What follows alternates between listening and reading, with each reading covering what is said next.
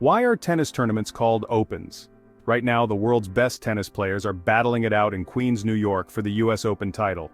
Earlier this year, they did the same thing in Australia during the Australian Open and in France during the French Open. If you're enjoying this video, don't forget to hit like, subscribe for more tennis history, and comment below with your own theory on why these tournaments are called Opens. The reason tennis tournaments are often called Opens is simple. It's because they're open to all players, both amateur and professional. But you know, the history behind that tradition merits more than a sentence. Chamateur hour. There used to be a stark distinction between amateur and professional athletes across various sports, maybe best evidenced by the Olympics' now-defunct rule that only amateurs could compete. Professionals who had sponsorship deals and played for prize money were considered somewhat less respectable than their unpaid amateur counterparts. Generally, pros and amateurs competed separately, but crossover did exist.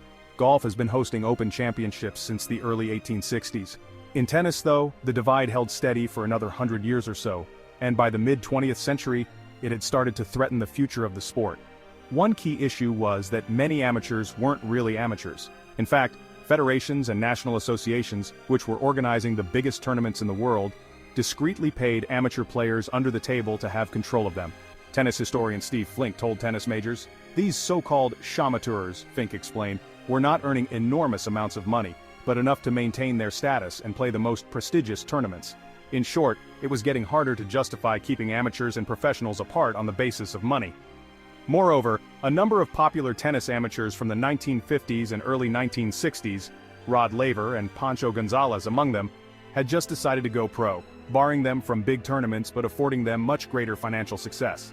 The most well-known events didn't have the best players, Tennis Hall of Famer Jack Kramer said, according to the International Tennis Hall of Fame.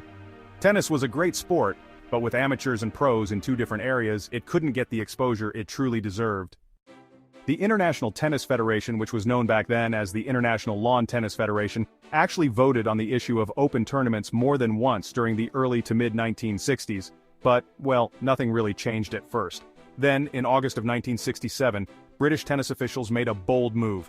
They decided to let professionals play a series of exhibition matches at Wimbledon's home court, which had always been strictly amateurs-only territory. This three-day event turned out to be a smashing success. Tens of thousands of fans showed up to watch, and the BBC broadcast the action to countless others at home. This so-called Wimbledon Pro really showed everyone what the sport could be if pros were welcomed into the mix. Later that same year, the British Lawn Tennis Federation voted to integrate the two factions for Wimbledon, and the ILTF followed suit during a vote in March of 1968. So began what's known as the Open Era of tennis. Starting after the vote, all four Grand Slam tournaments, in the United States, France, Australia, and England, became open tournaments.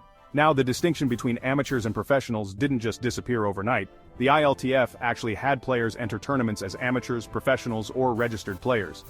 This last designation basically meant you were still an amateur, but you could accept prize money. It caused an interesting snafu during the very first United States Open. Amateur Arthur Ashe won the men's title, but the $14,000 prize went to his opponent, a registered player named Tom Ocker. These days, any entrant can take home a check. At this year's United States Open, the men's and women's singles champions will each earn $3 million. The consolation prize for the runners-up is a tidy $1.5 million.